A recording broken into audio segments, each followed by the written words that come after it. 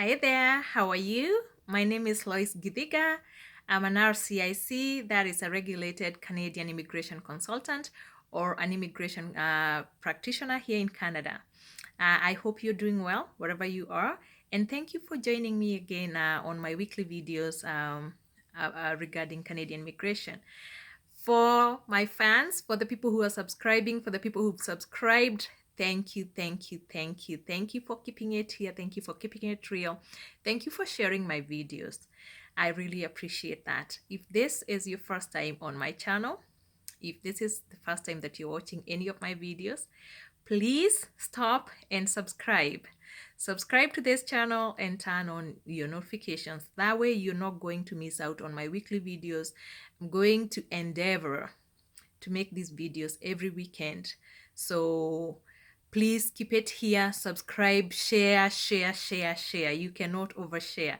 Share with your friends, share with your families, share with anybody who has a plan to come to Canada, who is dreaming about coming to Canada, who already is planning on their journey to come to Canada. Okay? Share, please. Thank you.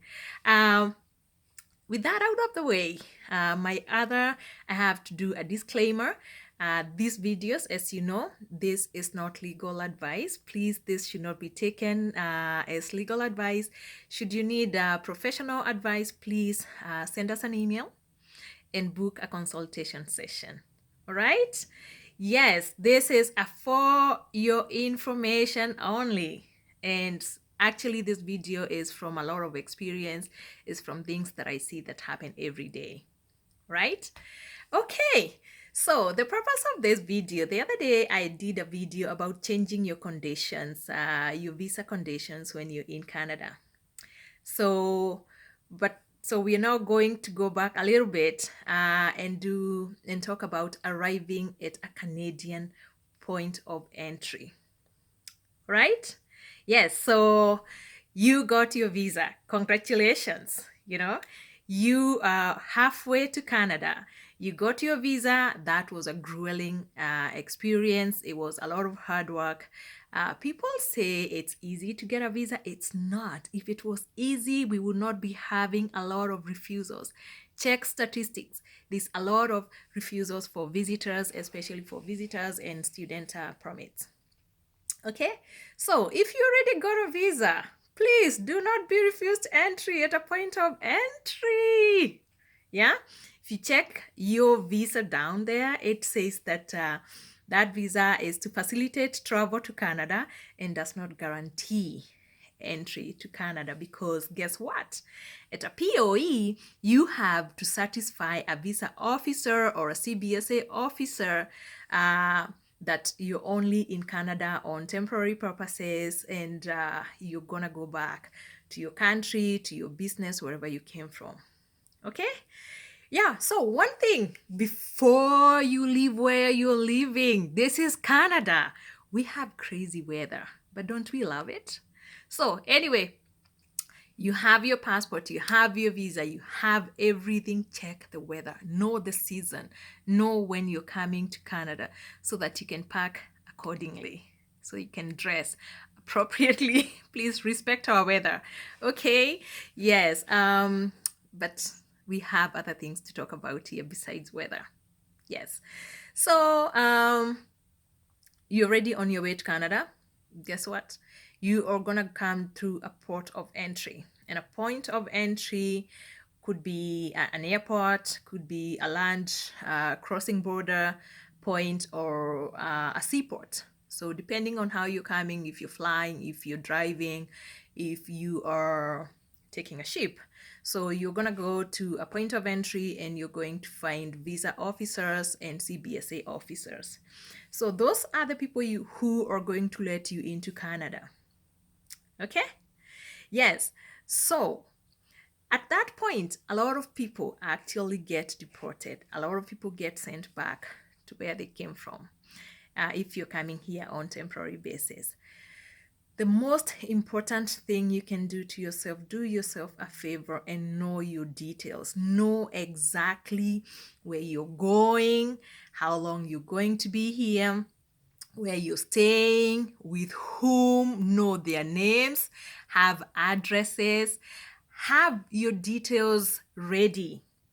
Yes, you know that when you have your passport, have your details, have your itineraries, have your hotel bookings, have everything together. That way you're not scampering for information, you're not getting confused, you're not going crazy when you're asked questions. And those are the questions that those are the regular questions they'll be asking you. They'll ask you, of course, you're going to identify yourself, where are you coming from, how long are you in Canada, what is the purpose, why did you come here, and when are you going back, right? Who's picking you up? Stuff like that. So those are the questions they'll ask you at a POE. When answering those questions, please do not be intimidated. These are people who have authority. Usually, CBSA guys, they look, they look authoritative. Don't be intimidated. So compose yourself, have your confidence in check, calm down, yes, answer your questions truthfully, yes, and you're there to defend yourself, you're there to convince them that you're here on a temporary basis. Answer those questions. Yes, it's the onus is on you to prove to them that you're coming here on a temporary basis. So be confident, don't be arrogant. Your job is not to antagonize them. Do not antagonize the visa officers. It's not in your best interest. Okay? Yes. The other thing, if you're working with legal counsel to prepare your application to come to Canada, they should give you a POE package. POE in this matter means a point of entry. So you should have a POE package. And this is especially important if you have things like inadmissibilities. Assuming maybe you had some criminal past, you went through some rehabilitation, assuming you have medical issues, anything, any form of inadmissibility should be addressed in your POE package. That POE package should also be explaining that you are not coming to work, like you're just coming to visit, you're coming for the graduation, you're coming for a conference, you're coming for that business meeting, and you're not going to enter the Canadian labor market. That POE package is your advocacy. Is your advocacy document that you need. So make sure that you have it. Do not check it in. Have it in your carry-on package. Have everything together with your passport, with your booking, with your ticket bookings. Have them together just so that you can always give a visa officer in case you're not able to explain things properly, because I know people get nervous, some people freak out, so just in case you're not able to do that, you can always give that, and actually that would have the number of the legal representative who is representing you. Know that when you're coming as a foreign national, as long as you're not a permanent resident or a Canadian citizen, you have very limited rights at a POE. So it's very easy for you to be deported back to where you came from. You may have the right intentions, you may have temporary intentions, but the way you behave there at the POE, if you're nervous, you don't know, you freeze, you don't know where you're going, you get confused. Those are things that can actually act against you. Okay, so yeah, just making sure, like, you came all the way, like you did a lot of work, you got that visa, you flew here. Please, seriously, why should you be deported? Why should you be deported at a POE? It will be very, very unfortunate, and unfortunately that happens a lot. Okay, yes, so when you're being asked your questions, be truthful. Don't volunteer information. That is one thing I tell people. Don't get chatty. Answer the questions you're asked. Don't over volunteer information, because the more you give, the more they want to ask, and then at times you're going to contradict yourself, or you're going to say something that doesn't work in your favor. So just make sure you're calm, you're collected, and answer the questions you're asked. All right. The other thing, make sure have your bags packed according to your purpose of travel. And I'll say this respectfully. If you've said you're coming here for a week, my friend, you're coming to Canada for a week, you're coming for a conference, and you did not indicate, and that is not, it's not a misrepresentation, but you did not indicate that you have friends in Vancouver, or you have a distant cousin or distant auntie in Vancouver. You're landing in Ottawa. You're planning, oh, you know what, I'm here for a week. I might extend my visa just so that, or my flight, just so that I go meet my cousin there and then fly back home. You're coming for the conference. Okay? Those other additional things that you want, those other additional trips that you want to go meet family, if you're coming here for a conference and you've said that you're coming here for the conference for 5 days, my friend, you should be packed for 5 days. Don't bring 10 suitcases. Do not bring 10 suitcases. Don't bring your suits, your gowns, I don't know what. You are coming for a business conference, pack for business conference. Okay? You're coming for 5 weeks, 5 days, pack for 5 days. Don't bring 10 suitcases. Again, the same scenario that I was talking about. So if you're coming for a business conference, you didn't say that you have relatives that you want to go see. And maybe the reason you didn't say this is because you didn't want that to affect your visa approval by maybe them saying that you have ties in Canada. So you thought maybe, you can just keep the details about your distant relatives in Canada. So then avoid bringing gifts. So you said you're coming for a conference, please don't have gifts. Don't have, I don't know what, for somebody's kids. I don't know, the things. Skip that, right? Excuse me. Skip unnecessary things in your luggage. Pack accordingly. Pack according to your intention. Okay? The other thing that really messes people up is technology. Phones.